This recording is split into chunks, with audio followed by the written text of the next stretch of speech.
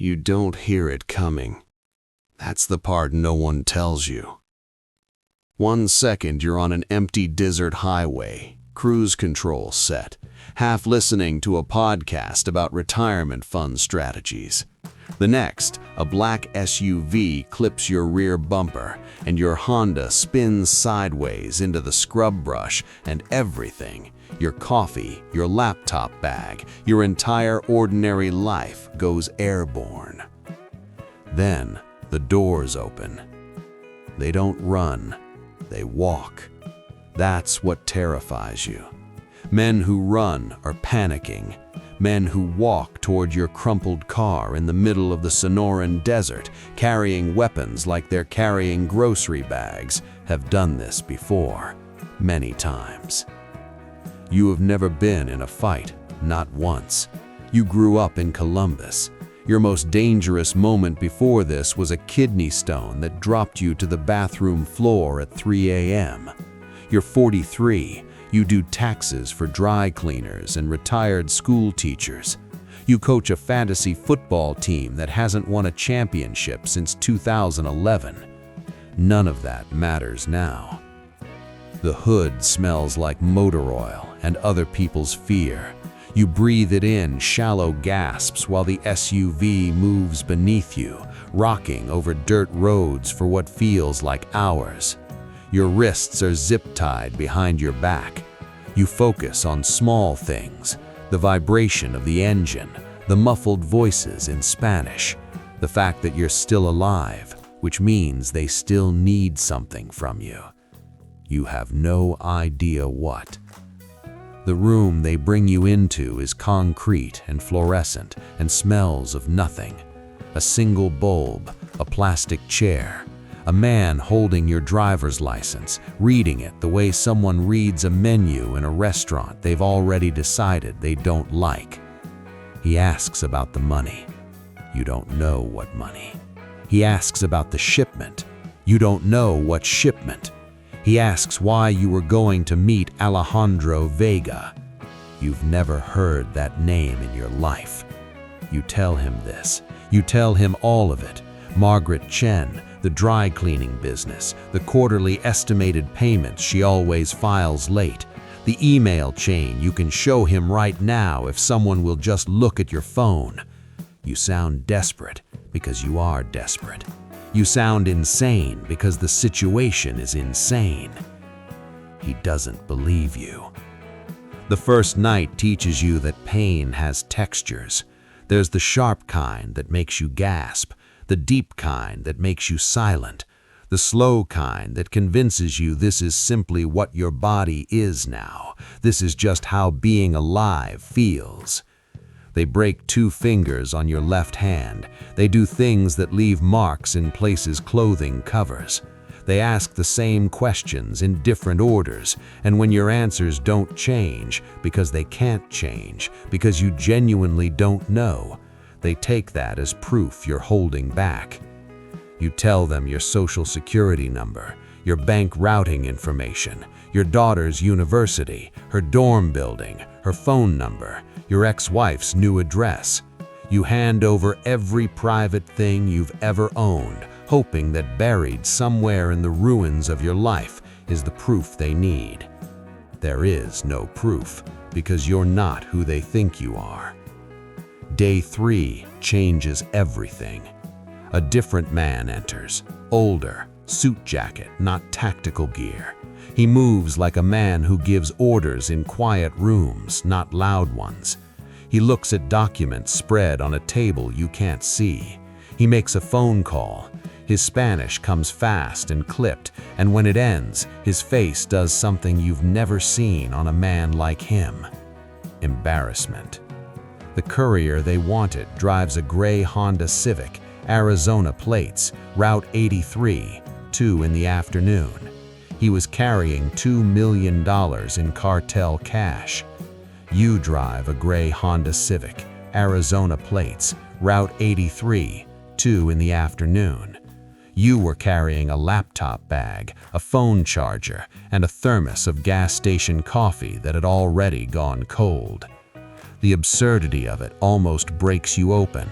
Almost. But laughing requires expanding your chest, and your chest has cracked ribs that make every breath feel like swallowing something sharp. They know now. They know you're wrong. And that's when a different kind of fear moves in. Because wrong doesn't mean safe. Wrong means you've seen faces, you've memorized the drive, you know the room, the compound, the way the guards change shifts.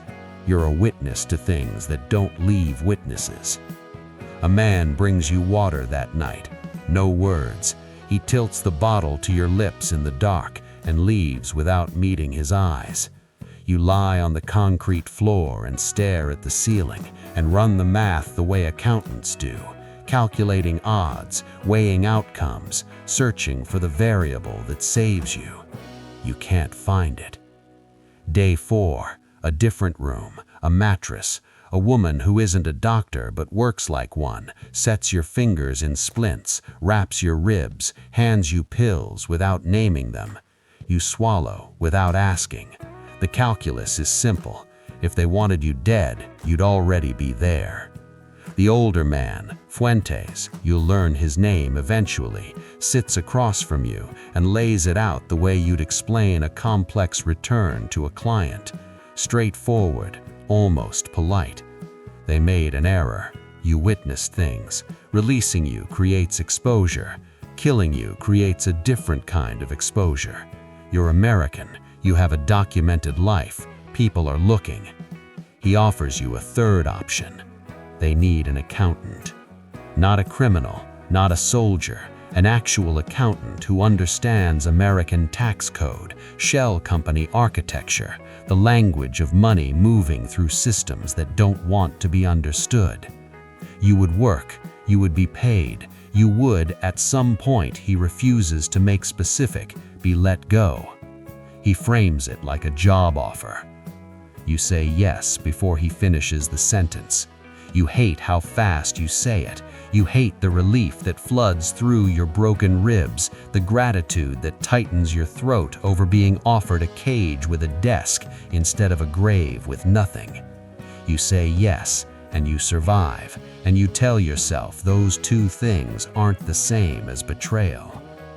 They move you to a house, small, clean, walled on all sides, a bedroom with a lock on the outside, a bathroom without windows, a computer that connects through channels you quickly realize you can't trace. They bring you files, transaction records, corporate registrations, layered holding structures designed to make dirty money look like it got a degree and a mortgage. You find the patterns. Of course you do. This is what you've done for 20 years. You optimize their laundering the way you found deductions for Margaret Chen. You apply the same careful logic, and you hate yourself precisely as much as you need to in order to stay functional. Month 2. There's a guard named Luis, 25 maybe. He's bored during your courtyard hour, and you're the only English speaker besides Fuentes. You learn his mother is in Sinaloa. His sister wants to study nursing. He took this job because the alternatives were worse, because certain places in the world funnel certain kinds of lives toward certain kinds of doors, and the cartel's door was the only one that opened. You recognize the logic of it, not the circumstances. You grew up with textbooks and student loan paperwork, not this, but the narrowing of choice until one option is left. You're doing their accounting because the alternative was a hole in the desert. Luis is guarding you for reasons that rhyme with that. You're both people who said yes when no wasn't survivable. Month 3. Fuentes brings you a phone, supervised, one call, a reward for finding $400,000 in quarterly savings they didn't know they were losing. You've rehearsed this call 10,000 times in your head, every word positioned, every second calculated. Then you hear her voice, confused, thin with hope and fear, and everything you planned dissolves. You tell her you're alive. You tell her you love her. You tell her you're not there by choice. She's crying. She's asking questions you can't answer, with Fuentes 3 feet away, stopwatch in hand. 90 seconds. You tell her to keep living. You tell her not to freeze her life waiting. You tell her you've watched her become someone extraordinary, and you say it fast. You say it like it might be the last time. The line dies. Something hardens in you after that. Not bitterness, purpose. You've heard her voice. You know she's real. The idea of escape stops being a thought you return to for comfort and becomes a project. Month 4. You find it while running routine analysis. A discrepancy. Small, careful, almost invisible. The word almost is doing a lot of work there because you are not almost an accountant. You are an accountant. And you trace the skimming through 3 shell layers until it ends at a name you know. Rojas, the man who supervised your torture, the man who held your hand steady before breaking the 2 fingers on the left. He's been stealing from the organization for months, small enough amounts to avoid detection, large enough that over time it compounds into a quiet fortune. You have a choice. Report it, earn trust, or use it. You use it. You don't go to Fuentes directly. That would point back to you. Instead, you hide copies, corrupted files embedded in junk folders, notes buried inside spreadsheets no one reads closely. Evidence, a version of a dead man's switch built entirely from numbers. Then you let information find Fuentes through a path he can't trace to you, just enough, just the shape of the betrayal, not the source. Rojas disappears on a Tuesday. No announcement, no explanation. A slot that gets quietly filled by someone who doesn't know your face and doesn't need to. Month 7. The raid comes without warning. Helicopters, veteran vehicles, automatic weapons pointed in directions that have nothing to do with you.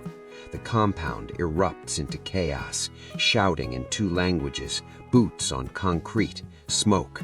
You don't run away from it. Every instinct has been trained towards stillness and invisibility. You override every one of them. You run toward the noise. You are screaming in English. You are an American, that you're a hostage, that your name is in a database somewhere, that your daughter filed a missing persons report 7 months ago. A federal agent takes you to the ground hard, zip ties the hands that Rojas once broke, pins you against a wall while the fire spreads. You keep screaming. Eventually, someone listens. The debrief takes 3 weeks. FBI, DEA, State Department officials who look at you like an equation they haven't solved yet.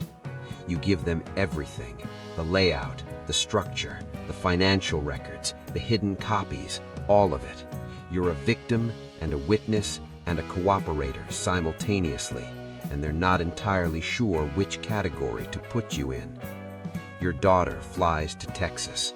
The reunion is nothing like the one you imagined during 7 months of counting ceiling cracks.